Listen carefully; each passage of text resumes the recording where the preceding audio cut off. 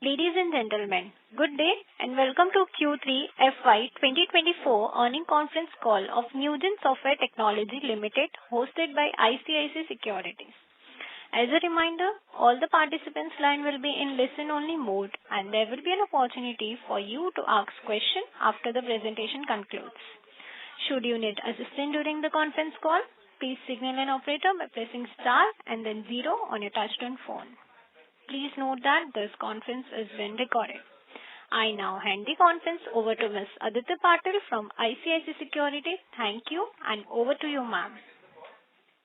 Thank you, Muskan. Good evening, everyone, and welcome you all to the Q3 FY24 results of Newgen Software Technologies.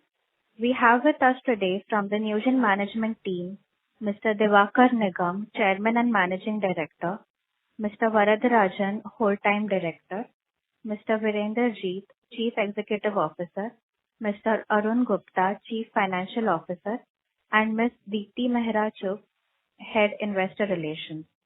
I now hand over the call to Ms. Deepti for further proceedings. Thank you and over to you, Deepti. Thank you so much, Aditi. Hi everyone and Happy New Year to all.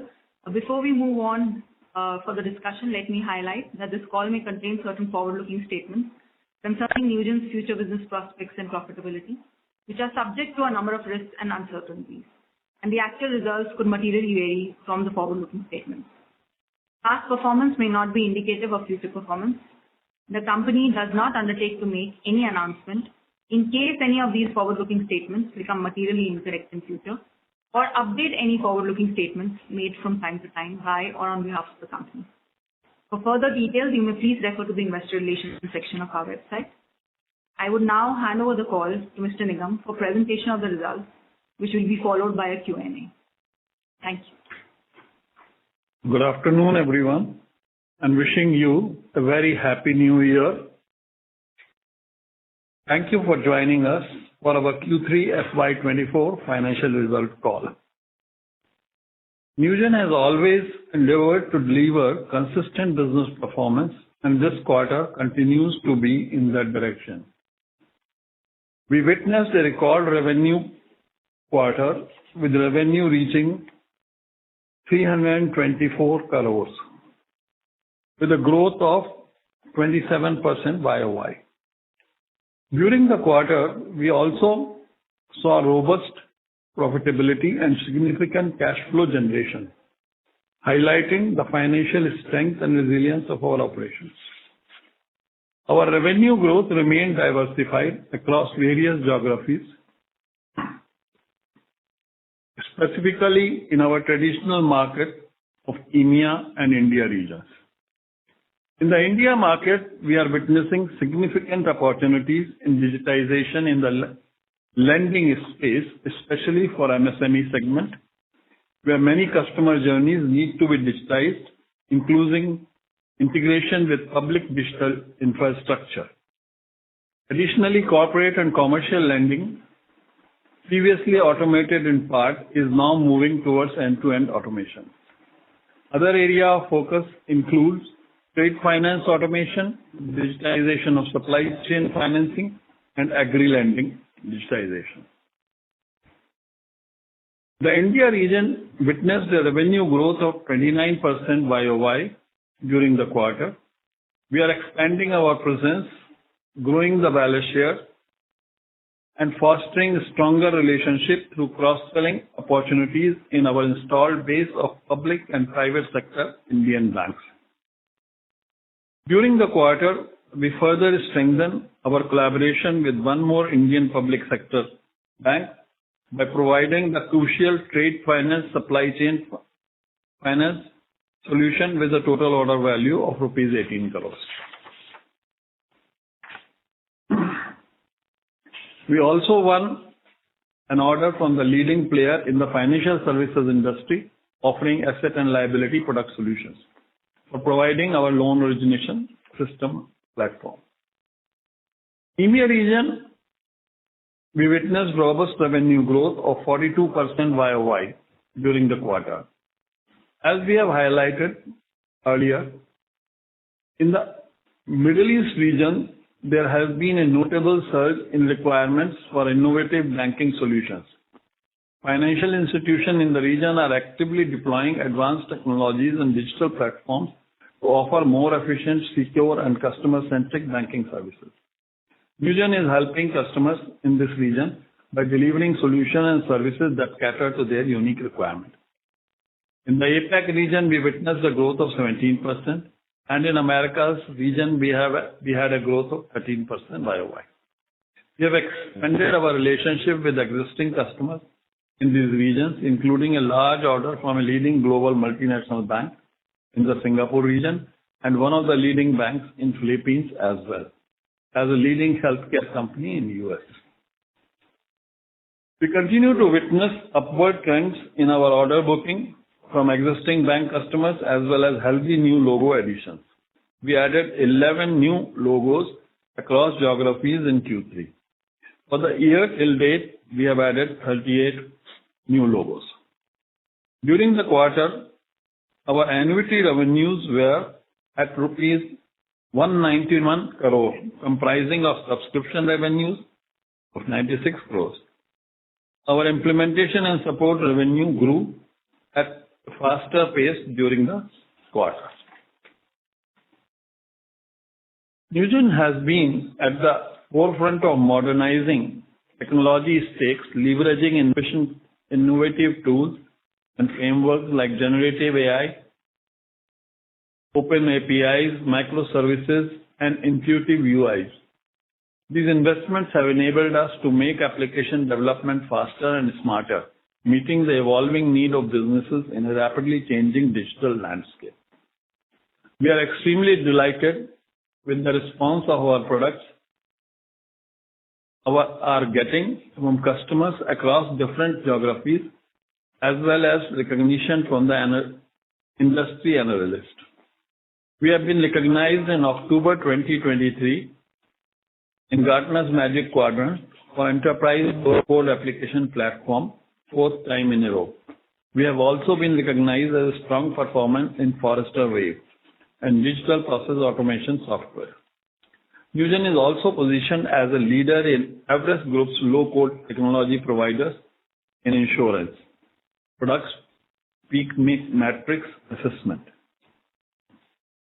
Underscoring our commitment to delivering effective and innovative solutions, we have recently introduced Newgen One Marvin, Gen AI-powered enhancement to our end-to-end automation platform, Newgen One. Newgen One Marvin is set to support organizations in rapidly transforming customers' digital journey through faster and smarter application development, automation of customer journey, as well as the help in building better customer engagement framework. Marvin combines the power of low code with Gen AI, empowering business users to bring best practices into business by creating the necessary elements using Gen AI. This will help us in rapidly developing different state-of-the-art use cases across sectors. Our multifaceted team plays a crucial role in delivering excellence across various aspects of our business operations. We are harnessing the combined powers of our global workforce that has expanded to 4,000 people now and is steadily growing and maturing in line with business growth. On the sales and marketing front, we continue to work on enhancing the customer's engagement, strengthening our team and partnership network, expanding our digital presence. We have recently partnered with Duck Creek Technologies, a leading provider of comprehensive property and casualty insurance software and services for insurers, to offer Newgen One OmniDocs contextual content services platform to insurers. Our recent customer meet in Mumbai, Ekam 2023, was a resounding success, providing an invaluable platform for meaningful interactions with our stakeholders. The event served as a testament to our commitment to customer engagement, fostering a positive environment of networking, knowledge sharing, and showcasing the strength of our product team and relationship with our valued clientele. On profits and margin, we delivered healthy growth in profits and expanded net margins during the quarter compared to same quarter last year. Profit after tax was 68 crores, witnessing a growth of 45% YOY. During the quarter, apart from investing 10% of our revenue on R&D initiatives, the company invested 21% of revenue on various sales and marketing initiatives. On balance sheet, we witnessed strong cash flow generation with our net cash generated from operations activities for the 9 months during ending 31st was 193 crores. Our net trade receivables were 342 crores at the end of December, which resulted in net DSO of 106 days. Keeping in mind our shareholders' interest, we have recently declared a bonus in the ratio of 1:1. In the 9 months ending December 2023, our revenues were 869 crore, witnessing a growth of 30% YOY. Profit after tax was 146 crores, witnessing a growth of 51% YOY. We are looking forward to an exciting 2024, energized by the prospects of continuous growth, innovation and success. We continue to be committed towards building cutting-edge solutions and focusing on customer centricity to achieve newer milestones. We are now open for Q&A. Thank you very much. And now we begin with the question and answer session. Anyone who wishes to ask a question may press star and 1 on the touchtone telephone. If you wish to remove yourself from question queue, you may press star and 2. Participants are requested to use handset while asking a question. Ladies and gentlemen, we will wait for a moment while question queue assembles. We have a first question with Aditya Patil. Please go ahead. Yeah, congratulations on good set of numbers. So at the start of the year, you had mentioned that order book is growing faster than revenue at around 30% plus growth. Can you provide some color on the order book growth momentum currently? And like based on this order book growth, do you expect the 25% plus growth in revenue to continue in the near term, like for next 2 to 3 quarters? Good evening and thank you, Aditya. Aditya, you're right. I think what over last few quarters, the order book has significantly grown, and that's also on accounts of larger deal sizes we are doing with the customers. And some of these order books are typically, 1 year or multi-year as well. So right now, I think for the first 9 months, our order book growth has been roughly around around 20% for 9 months period. However, the order book which we have already accumulated over last 4 quarters, there's a significant part of that yet to be executed over next 2-3 quarters. We do see generally our growth will be more determined from our deal velocity and in terms of new deals which we win in the market. And out there, we are convinced that as the market is right now looking both India, Middle East, and also the markets where we are trying hard like US, and all are showing good traction. And we find that the growth momentum can continue. Exactly what the numbers would be, as I told last time also, that our Q3, Q4 are significant quarters. We have seen a higher growth rate in the Q3 quarter, which has given us more confidence to have a strong Q4. But we'll have to wait for exactly what the numbers are worth. Okay, got it. And so in this quarter, there was a YY decline in the license revenue. But like Q3 is traditionally has been seasonally strong for license revenue. So was this because of already you had recognized a good amount of license revenue in first half of FY24? Yeah, you are right. I think so. Basically, there are 2 parts of license revenue. We are also at the beginning of the year, we said that license growth rate is going to be lower than the company's growth rate because we are also looking at subscription-based revenues coming in, which are part of coming in annuity. Still for the year, we have grown the license for 9 months for a period by around 25%, and then the subscription has grown by around 33%. So it continues to grow, and so we don't see that as a concern. Q3 has been strong, but last year Q3 was phenomenally large on license deals. So if you compare to quarter on quarter, it looks flat, but on the year basis, it's growing at more than 25%. Okay, got it. And the growth in subscription revenue, is it largely driven by growth in US geography, or in other geographies also you are able to get subscription based deals? I think US predominantly has a larger base, but other geographies are where we are adding the new logos and new customers out there in subscription. So right now the growth is determined as an outcome of total company's revenue across all geos. Okay, got it.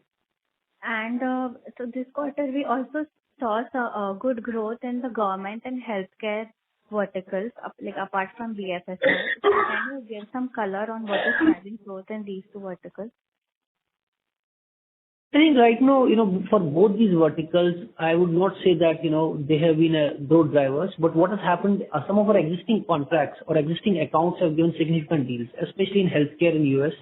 We've got a substantial deal which has reflected in growth in that account.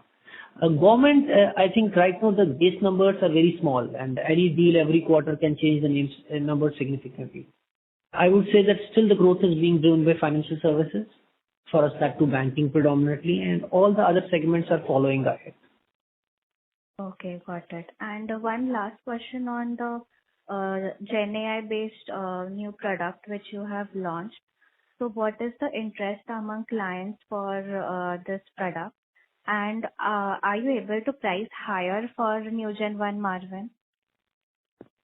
So basically what's happening globally, all products are looking at leveraging AI to drive use cases and drive functionality. And with the kind of innovation and the interest market has seen in generative AI over last, it's a natural expectation from all product categories to leverage that. So our Marvin is an extension for the same in terms of we are looking at how we can enhance the low code capabilities of our product, how we can enhance the content management capabilities of the product. So these are horizontal capabilities added to our product, which will just make our product better and more competitive in the market. Some of these components are priced separately if the customers buy, but most of these capabilities get bundled as part of the enhancement of the product in that.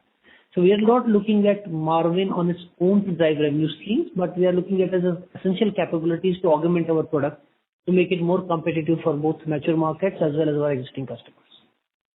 Okay, so like all the new deals which you will be winning, they will include this Marvin by default as part of the feature. Yeah, most of the times it may be priced as a component or it may be part of the default offering. Okay, got it. Thank you. Thank you.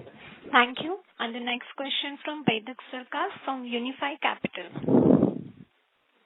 Gentlemen, hi, good evening, and congrats on a very strong quarter. So, Varinder, clearly we are in the midst of a new technology refresh cycle. How do you reckon we understand where exactly we are in the cycle, right? Are we significantly early days, or do you reckon that we're closer to a more mature phase, because this refresh cycle perhaps started right after COVID? How do you reckon we imagine that? Firstly, and secondly, how should we deconstruct the growth in your annuity business between newer logo additions versus ramp up in existing logos that you've already won, say, over the last few quarters? Thanks, Sarkar. And so you see on the tech cycles, I think every few years, I think we have some major enhancements happening in tech cycles globally, and they are determined from various factors. Right now, I think you will see more coming from what's happening in AI and how it's influencing. But also previously, whether it was around cloud service platforms or mobility. Generally, it's part of the product companies to be slightly ahead of the tech cycle, because when your customers are buying products, they are buying it for typically a long time usage, and they don't want to buy something which is not more contemporary and is not going to keep them slightly behind their tech or technology innovation curve. So it's a structured process in any serious product company to stay slightly ahead of tech cycle, and then invest right in time so that you are not left behind or your products won't become obsolete. So I think we are quite comfortable, and what we think with AI, the way AI as well as generative AI, the way they are leading changes in some of the way the customers are going to consume the system or how the new use cases are going to be delivered. That's why a lot of investment, the number theory acquisition was part of that plan. Our generative AI launch is part of that plan. And more use cases are coming. So we think we are quite comfortable, and in fact, we'll be leading in some of these areas and with our customer base. So if I could just, position that question in a different way, right, brother? So we know that, EMEA and India is the bulk of our customer base, and we kind of know, what the end user demand there is, right? So, what do your conversations with these, with decision makers in this geography entail? Is this a refreshed budget that will continue for the foreseeable future? Just given how much anecdotally we know digitization remains to be done in the system. I mean, if you could just give me a more granular sense of how your conversations, and especially these two geographies, are progressing, EMEA and India. Yeah, so predominantly, if you look at India and Middle East, I think they are on the journey of typically doing what you call end-to-end digitalization. They have done a lot of digital initiatives over the last 4 or 5 years, which has been in, what you call pieces or parts. And they are looking at, transforming the complete customer experience, or what you call the digital journey out there. And this is a use case which is happening across all major financial industries in these markets. Now, where we are saying right now, I think the largest business or the interest where they touch consumers is happening in the areas of where typically lending. And that's where the first transformation is happening. So lending still has got a lot of areas like Mr. Devakar mentioned, MSME, lending is very important. Commercial lending is very important. Retail has always shown interest. So there's a cycle of that going on right now. And I would say we are at, kind of a half of that cycle being executed in India, but early stages in other markets. But then what is happening beyond this lending, then there are other areas opening up, which again need to be digitalized for that. Where there's going to be next cycle. Now the drivers of spend are determined how the business cycles of these financial like banks in India are right now spending on these cycles. So I think the business is moving forward. In some markets, they may lag by 1 or 2 years. So I would say that on this wave of even the digital journeys which we are right now writing, we are probably in the early 20-30% of that cycle. And it may last next 3 to 4 years in different areas, unless there are more macro situations which affect spend patterns in the market. Does that answer your question, Sir? Yeah, I mean, it does. If I could just squeeze one last question with tangential, which is, is getting to the financial year, right? We noticed H1 versus H2, the absolute seasonality kind of contracted this year, FY24, which means H1, to that extent, has a bigger base to be defended the next year. You reckon this is a base we can defend comfortably as we step into the next fiscal? Or would you caution saying that, given how low the gestation periods are, it's something that it's something that is really not in the bag as things stand today? See, one of the issues of any time you grow faster, you've got a next quarter challenge of growing even faster than that. That becomes the dynamics of business. But, having said that, in our business, there is some amount of annuity getting generated which gets some compounding effect, whether it's through annuity revenues or through compounding ATSs. And generally the relationships, once you start, they are long term, so they keep on continuing. So somehow we are always comfortable going into next year as the base of the business has increased substantially. Having said that, we strongly dependent on our ability to go and sell again, which is the reason, in a post-COVID, we have really grown faster as the markets have opened up. So we'll have to still go and execute our business plans next year. But we don't think the market as a constraint. We don't see right now the conditions in the market seem to be, quite favorable, and our products and services are being received well. So I don't see any reason. But yes, there's a lot of hard work for growth, which we need to still do. Thanks very much. I'll be in touch. All the best. Thank you. Before we go with the next question, a reminder to all the participants that you may press star and 1 to ask a question. The next question is from Mihir Manohar from Carlin Asset Management. Go ahead.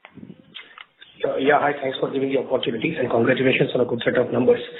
Sir, largely wanted to understand the US part of the business. I mean, we have done a strong growth in the last 3 quarters. This quarter, the US business was soft, both on a YO as well as QQ basis. So if you can give color, why did that happen? And, what is the movement which is happening in the US strategy, specifically the GSI part, That will be helpful. My second question was on the fact that, when we see the last year specifically was a year of uncertainty, and even in that situation, we were able to have such a handsome growth. So just wanted to get your sense now, situation getting more certain, with US interest rates expected to remain in a certain range.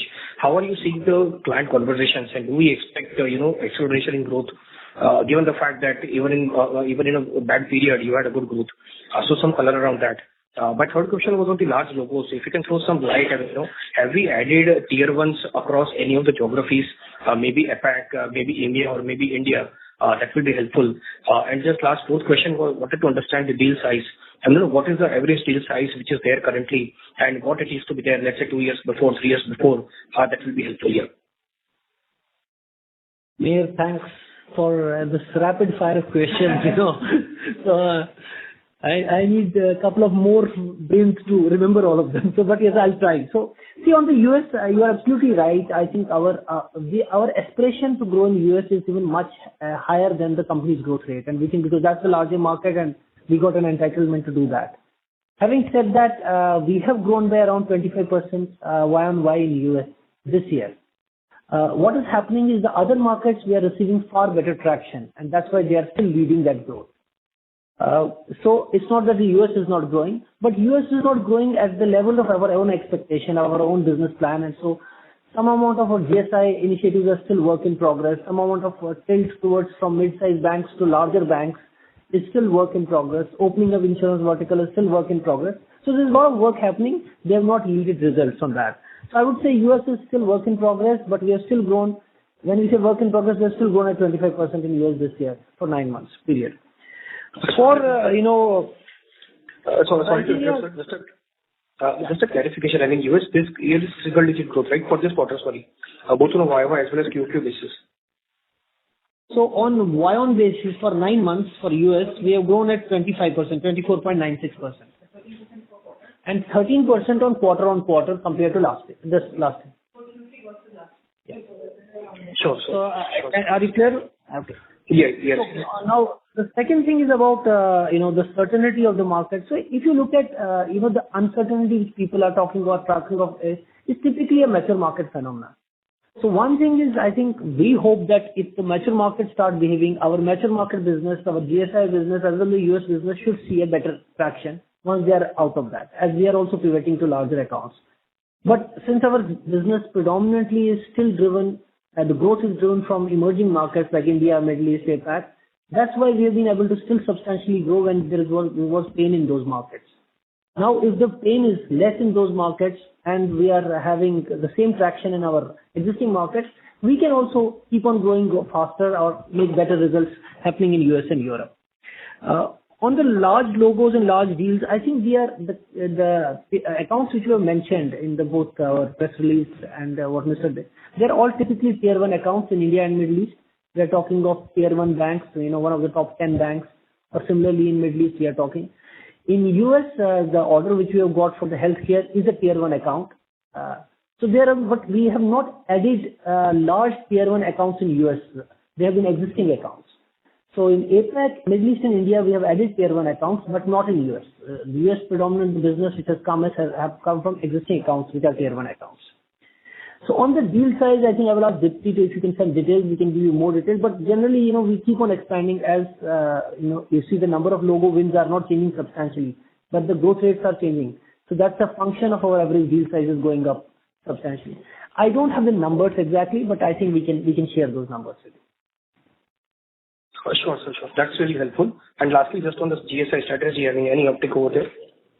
I think it's work in progress. So I think in GSI there are multiple things right now. As you rightly said, GSI was predominantly focused on mature markets, and there's a lot of pain happening in those mature markets. And I think as a result of that, we have got some traction from them, but it's not as per the expectations the company had. So we're still working on, I think, our partnerships with Duck3, Guidewire. Those are going to help the whole GSI ecosystem. We are working on 2 more partnerships. So it will take a bit more time. Sure. That's it from my side. Thank you very much. Thank you. Thanks, sir. And the next question from Ashish Chopra from Goldman Sachs Asset Management Limited. Yeah. Hi, thanks for the opportunity. Deep, just a question as a follow-up on your previous comment. Could you just explain in a little bit more detail the model that you would have in a partnership with someone like a Duck Creek, which could be an insurance product platform? So is it like a product that is having features from you and hence you make revenues as they sell, or what would be the business model and also the potential opportunity size that you kind of foresee in such a partnership? Hi, Ashish, and thanks for the question. So, what happens, whether we're talking of Guidewire, Duck Creek, or any Mambo for that matter, these are typically product-to-product alliances. Where what we are trying to say that the use cases of Duck Creek in terms of what are the digital journeys which are implemented on our product have better support of working on Duck Creek platform. So what it gives comfort to the customer, that any customer who has a Duck Creek platform and wants to reinvent low-code digital journeys, Newgen becomes a better choice because the integrations are already established. So these are product-to-product integrations. The way they influence the market is that all of a sudden the Duck Creek ecosystem becomes our prospect. And then we can run joint go-to-markets with either Duck Creek or with any other partner like the GSIs who have Duck Creek practices on that. One of our initiatives over the next 2-3 years is going to be to seed insurance in a big way in both in US, India.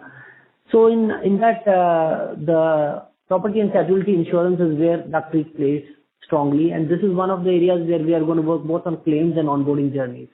And that's where our product-to-product integration is on. So it's an early stage. This is what I would call is basic steps to go and enter these markets, and then subsequently you'll have to do all other things to make sure you win those cases. Ashish, does that answer your question? Yes. So just to ensure that I understand it correctly, so your contextual services platform becomes as one of the options that can be integrated into a Duck Creek platform. Is what is the messaging that you are giving to the exactly. clients, and hence that's an opportunity. Yeah, insurance customer who has Duck Creek as a platform, he's looking at content services, he's looking at workflow services, or he's looking at automation of digital processes. So we have automatically an alliance formed where the products work and talk to each other. Understood. And which could be the other that maybe large potential partnerships even in the banking platform, if any, that would exist today? So in banking, we don't go the same way because in banking over the period of time, we have already done integration with most of the core bankings in the world. So we are already, their credentials are quite established that we sit on any core banking and provide solutions and services. But in US, when we went to the US market, we did with all the US core banking, we did these integrations with that. On the Duck Creek side or Guidewire, which is another insurance player, so insurance is a new area where we are going and implementing and solving larger use cases. So we are focusing on that segment to do that integration. Understood. And my second question was around the license revenue segment in the overall revenues, which has grown now in excess of 70% over the last 2 quarters. So should that be construed as a flow through from the high product license sales that we had in the prior quarters, and hence they should normalize in line with the license sales that we witnessed, or is there some other element to it that we should take note of? No, I think so.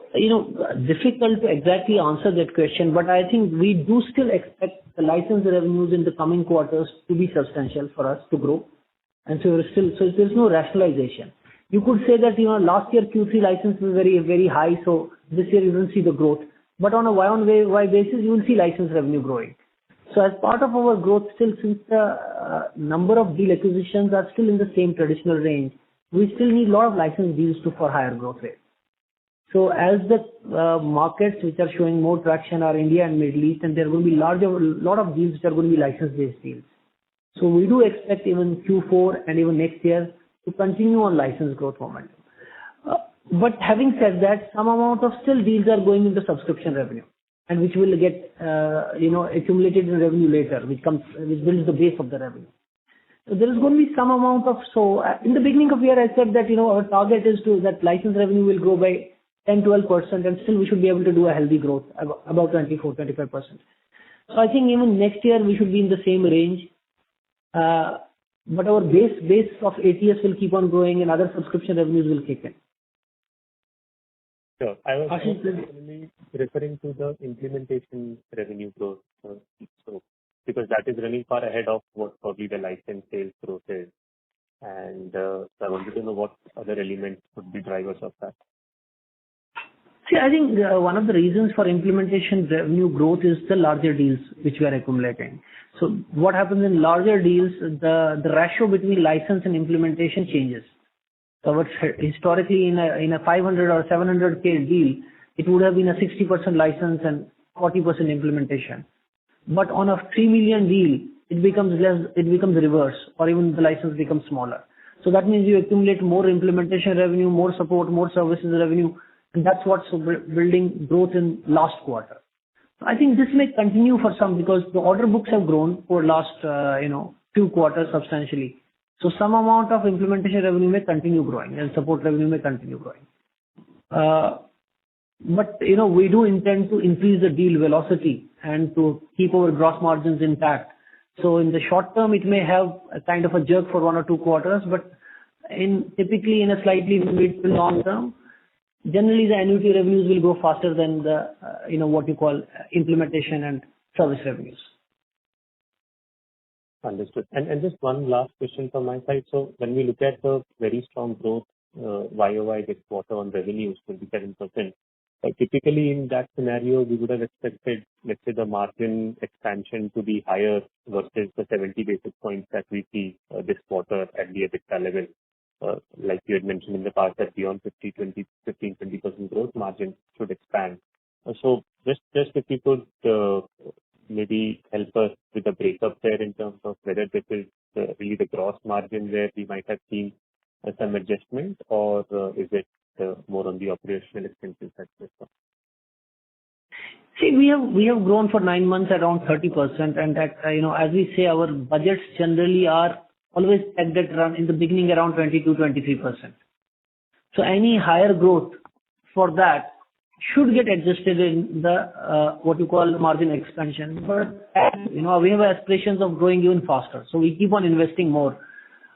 We did some, I think we had a disclosure of doing a large consulting exercises in all the tier 1 consulting companies. There was almost a near around $1 million cost which we have taken. There is also kind of some amount of one-time cost in SG&A, which is typically a supply of hardware which has come in this time, which has taken, which has added to the cost. So there's some amount of say $1 million, $1.5 million extraordinary cost this quarter. Otherwise, the margin could have expanded slightly. But I think as we said, the guidance of typically a net margin of roughly around 19% and EBIT of 23% is what because we do want to invest again next year for higher growth. So that's where we are. But you're right, beyond 23-24% of cost, anything higher revenues will always expand margins. Understood. That's helpful. Thank you. Thank you. Thank you. As a reminder, all the participants are requested to press star and 1 to ask a question. The next question is from Chirag Kachordia from Ashika Institutional Equity. Hello. Congratulations on good set of numbers. So I have a couple of questions. So if you look at the net logo addition on year, it's showing the similar trend that what we have 2 years back also. So what strategy going forward to add the logo addition? Yeah, I understand your comment that in absolute terms, on per logo basis, the business is expanded in value terms. But from a diversification perspective and reducing the concentration risks as we move forward, how are we going to add more and more logos? So, customer client risk can get mitigated. And second, on annuity revenue growth perspective, what strategy is there to, maintain this growth trajectory going forward? Yeah. Thanks, Chirag. I think you're right. On net logo for over multiple years, our typical logos additions have been similar. And what we have said is that's part of function of how we are operating the business. We are pivoting away from smaller deals. We are pivoting away from typically the small banks which we are trying to win in US. And we are going for larger deals, and it's a conscious effort. Having said that, our ambition is to bring logo rates, even win rates higher than this. So, but that's a function when all markets perform equally. Right now for us, we can say out of 4 markets, 3 markets are performing, 1 is very slow right now because the mature markets are not firing that level. So as other markets and we start diversifying slightly more into other verticals, we should be able to get better logo rates. So you are absolutely right on that, but our targets would still remain to probably take this logo rate to 60 logos a year or 65 or 70. Not really high. We don't have concentration risks.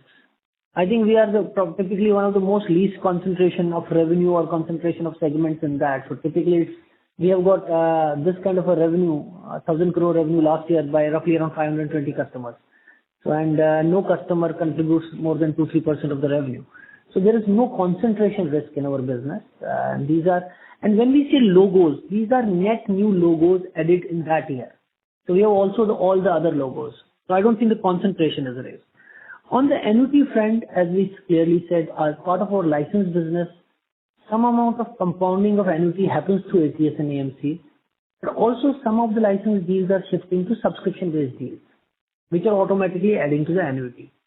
We do hope that our annuity licenses will keep on growing faster than the company growth rate. I think this quarter is slightly an exception, but generally, if you look at historically, that has been the rate. And we may be back in next quarter or next quarter, we may again come back on the same trend. Yeah, just one follow-up question, sir. How do you see the economic scenario panning out in the Western world? And second, in last 7 years, we almost made a 3x jump in our top line. So will this trajectory to continue going forward? Any qualitative comment would be useful. Yeah. So I think economic scenarios, what we have, I think we are still operating in markets at a much smaller level. And we have seen the Europe in pain. Europe businesses have really been slow for us. And some amount of also US uncertainty in larger accounts has been there. As everybody is hearing, we are feeling also things are coming out. Customers are asking for proposals. They're asking for RFPs are coming out. We hope that things change. But, I don't have the exact answer to that, and I don't think anybody has on that. Yes, we have done phenomenally well over the last 7 years, and there is no reason we should not do the same thing. But, beyond that, I would not be able to state exactly how much it will, whether we can do next 3x in 3 years or 7 or 10 years, is difficult to predict. Okay, thanks. All the very best. Thank you. And the next question is from Rahul Jain from Dolat Capital. Please go ahead. Yeah, hi. Thanks for the opportunity. I just have one question to Mr. Nigam's comment where he said we are working on helping banks related to some public digital infrastructure side. So can you slightly elaborate more what exactly we are doing out here? So I think just to clarify what he said, for a lot of public sector banks, we are working on their digital journeys in terms of when they are trying to digitalize their journeys to improve their quality of service, improve their speed of service and scale. That's what we are helping. And I explained that, like examples are like, transforming lending end to end. A lot of work has happened when the government has invested in digital stack, India digital stack, how to leverage that and transform the digital journey for a lending or a business loan. That's what we are helping Indian banks in that. And that's where we have got a lot of traction from these banks. And we'll continue to do that. Just a clarification to that. Understood. That's it from my side. Thank you. Thank you. Thank you. And the next question is from Sarang Nail from RW Investment Advisor. Please go ahead. Hello. Thank you for the opportunity, sir. I hope I'm audible. So the implementation segment has performed very strongly this quarter, and you had mentioned that large deals would be a driver for this.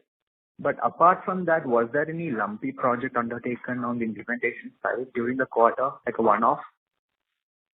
No, Sarang, thank you for the question. Sarang, no. So if you look at service revenues, can't have lumpiness because the nature of they're related on the execution, and you can't just ramp up execution for a quarter.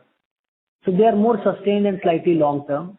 So there's no single client which is driving large numbers or values. So we added some large clients over last 1.5 years, and those have the implementation and execution of those is driving this. But those clients continue to be added, and we continue to do business with them.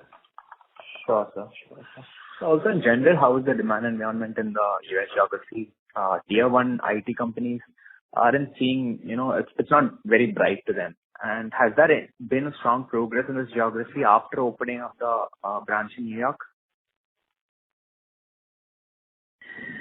So, Garang, I think this is a question typically which is, I think Indian industry, the discourse around services and how the service industry is completely dependent on the mature market. And I think slightly we are into a challenger ecosystem. We are a product-based company. We do keep on, servicing our customers, and what's important for us to be in front of the customer. We have seen lately things improving in US, not account of opening office, but in terms of some amount of customers, especially our pivot to larger banks and larger banks looking at redefining and reinvesting in their digital journeys. That's where we are seeing some renewed interest in that. I think we'll have to wait a bit to see how it pans out. Sure.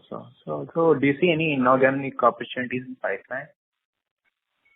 Our strategy around our core products and our core verticals, we are staying on that. Any opportunities which can augment that journey, we are looking at some of them, but right now there is nothing exactly finalized or something. Sure. So just to clarify, did you mention that the order book growth in 9 months was 20%? Yes. Okay.